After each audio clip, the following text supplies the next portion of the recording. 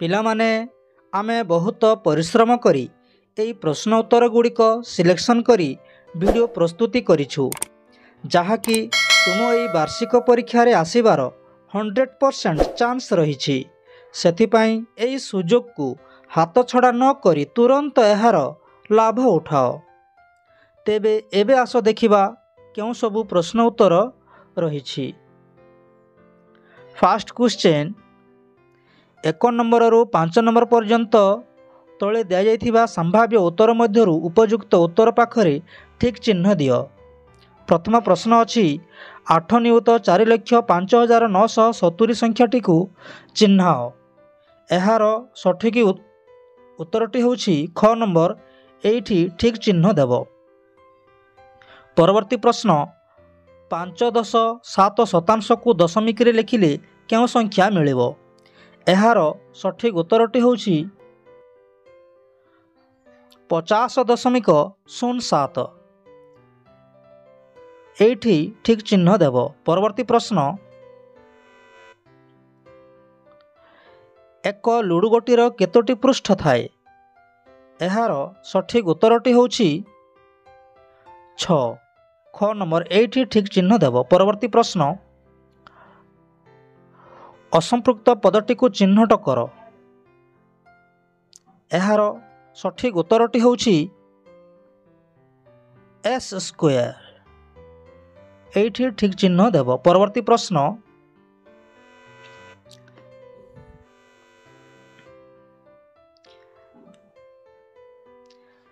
ରେଖାଙ୍କିତ ଅଂଶ ସମୁଦାୟ ଚିତ୍ରର କେତେ ଅଂଶ ହେବ? ଏହାର ସଠିକ୍ ଉତ୍ତରଟି ହେଉଛି 1/2। 1/2। ଏଇଠି ଠିକ୍ ଚିହ୍ନ ଦେବ। ପରବର୍ତ୍ତୀ ପ୍ରଶ୍ନ, 6ରୁ 10 ନମ୍ବର ପର୍ଯ୍ୟନ୍ତ ପ୍ରଶ୍ନର ଠିକ୍ ଉତ୍ତର ଲେଖି ଶୂନ୍ୟସ୍ଥାନ ପୂରଣ କର।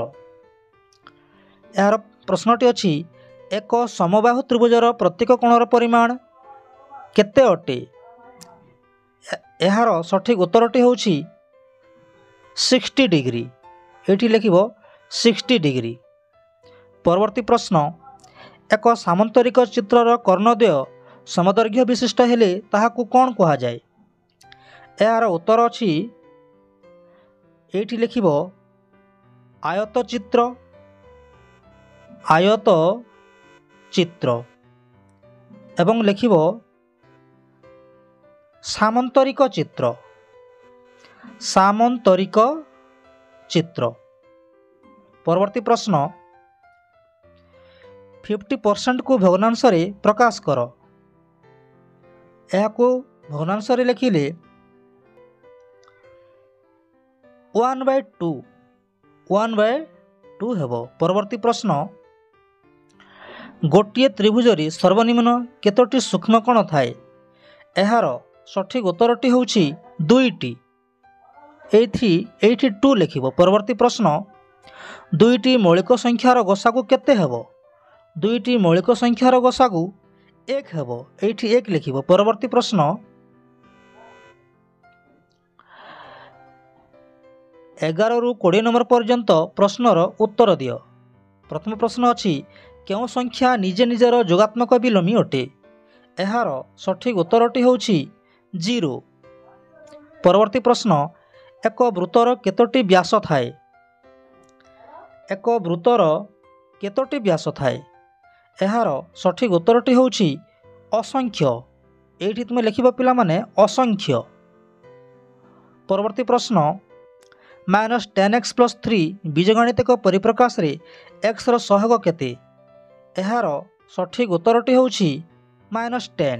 -10। ପରବର୍ତ୍ତୀ ପ୍ରଶ୍ନ,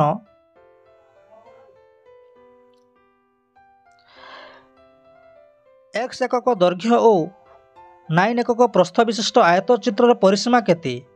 ଏହାର ସଠିକ୍ ଉତ୍ତରଟି ହେଉଛି 2 × x + 9 ଲେଖିବ। କିମ୍ବା ତୁମେ ଲେଖିବ 2x + 18। ପରବର୍ତ୍ତୀ ପ୍ରଶ୍ନ, 3/5 ରେ ଲବ ହର ଠାରୁ କେତେ କମ୍? ଏହାର ସଠିକ୍ ଉତ୍ତରଟି ହେଉଛି 2। ଏଇଠି 2 ଲେଖିବ। ପରବର୍ତ୍ତୀ ପ୍ରଶ୍ନ, ତୁମ ଘରେ ଥିବା ଏକ ଆୟତଘନାକାର ବସ୍ତୁର ଉଦାହରଣ ଦିଅ। ଏହାର ଉତ୍ତର ତୁମେ ଲେଖିବ ଇଟା ଲେଖିବ, ନହେଲେ ଲେଖିପାରିବ ବାକ୍ସ, ଯେଉଁଟି ଗୋଟିଏ ଲେଖିଲେ ବି ଠିକ୍ ହେବ। ବାକ୍ସ ଲେଖିପାରିବ କିମ୍ବା ଲେଖିପାରିବ ଆଲମିରା ଇତ୍ୟାଦି। ପରବର୍ତ୍ତୀ ପ୍ରଶ୍ନ,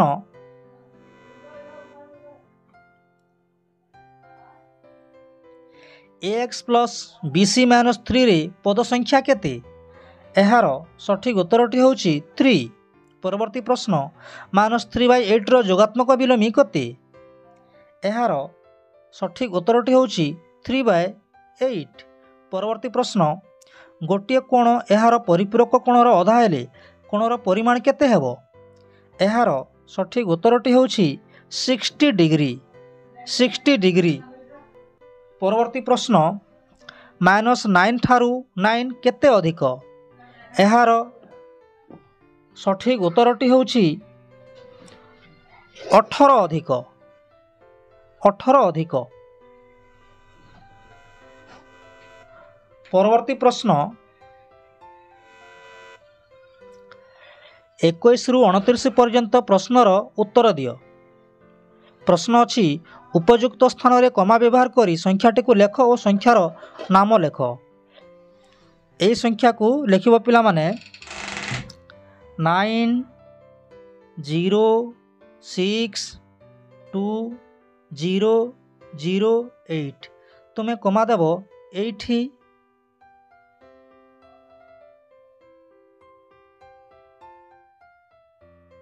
ଏଇଠି କମା ଦେବ।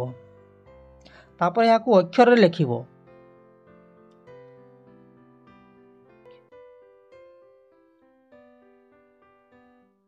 ତୁମେ ଲେଖିବ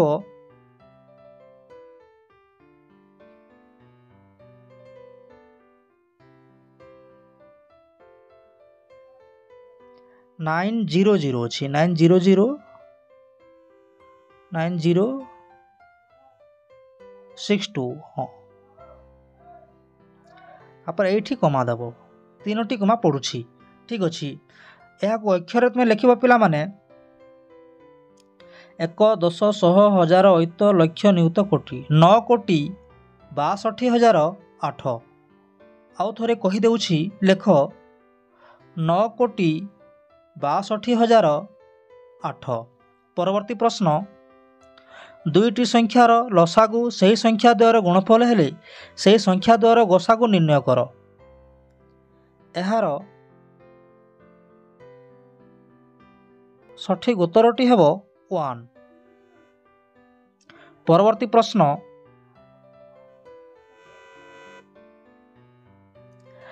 3/8ର ଦୁଇଟି ସମଭଗ୍ନାଂଶ ଲେଖ। ଏହାର ଦୁଇଟି ସମଭଗ୍ନାଂଶ ହେଉଛି 6/16 ଏବଂ ଅନ୍ୟଟି ହେଉଛି 9/24। ପରବର୍ତ୍ତୀ ପ୍ରଶ୍ନ, ସଂଖ୍ୟାରେଖା ସାହାଯ୍ୟରେ ବିୟୋଗ କର। ସଂଖ୍ୟାରେଖା ସାହାଯ୍ୟରେ ବିୟୋଗ କର। ପିଲାମାନେ ସଂଖ୍ୟାରେଖା କାଟିବ, ଅଙ୍କନ କରିବ ପୁରା ସ୍କେଲରେ ସମାନ ଏକକ ବିଶିଷ୍ଟ ନେଇକି। ପିଲାମାନେ ଏହାର ଉତ୍ତର ଆମେ ଦେଇଛୁ ଏହି ଭିଡ଼ିଓର ଶେଷରେ, ନିଶ୍ଚୟ ଦେଖିବ। ପରବର୍ତ୍ତୀ ପ୍ରଶ୍ନ,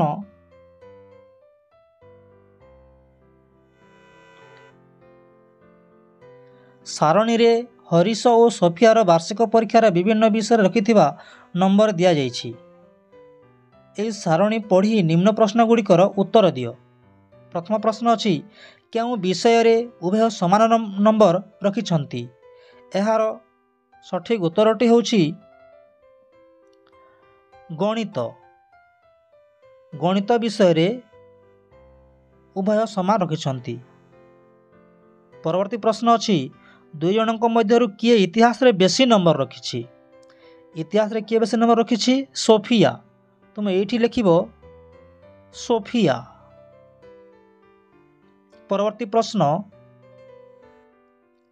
ଲିନା ଦୋକାନକୁ लीना दोकानरू 12 टंका 90 पैसा दे गोटे चॉकलेट और 15 टंका 75 पैसा दे गोटे आइसक्रीम किणिला। दोकानी को से 50 टंका देला। दोकानी लीना को केते टंका फेराइब। सर्वप्रथम यह पिलामाने चॉकलेट टंका और आइसक्रीम जो टंकार किणिथिला से टंका दुए को मिश्रण करिवो। चॉकलेट किणिला 12 टंका 90 पैसा जोगो 15 टंका 75 पैसा।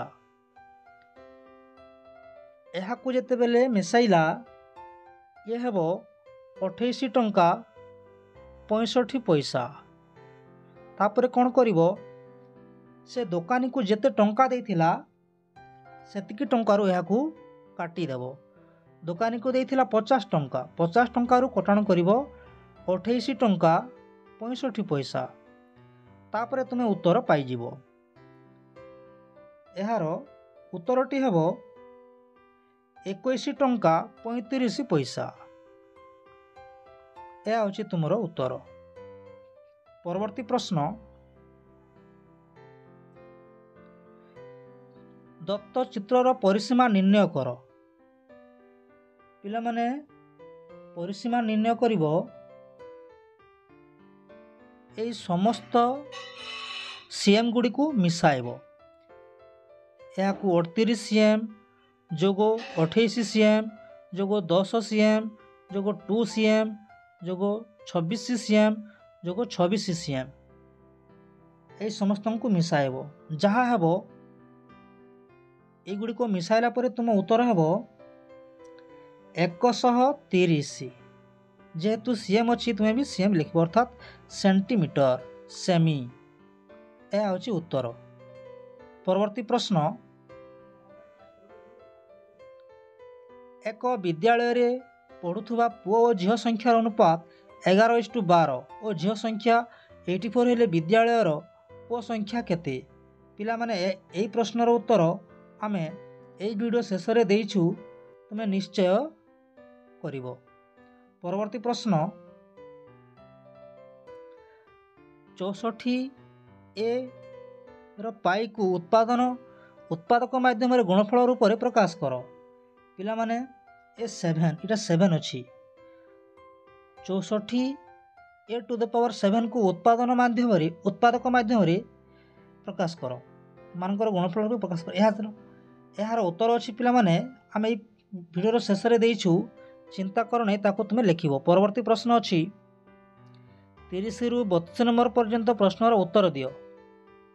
पिला माने एई प्रश्नर उत्तर सबू आमे एई वीडियो शेष रे देइछु, निश्चय देखिबो और लिखिबो। परवर्ती प्रश्न, पिला माने एई प्रश्नर उत्तर मध्य आमे एई वीडियो शेष रे देइछु, निश्चय देखिबो और लिखिबो। परवर्ती प्रश्न अच्छी पिला माने एई प्रश्नर उत्तर मध्य आमे एई वीडियो शेष रे देइछु, निश्चय देखिबो और लिखिबो। धन्यवाद।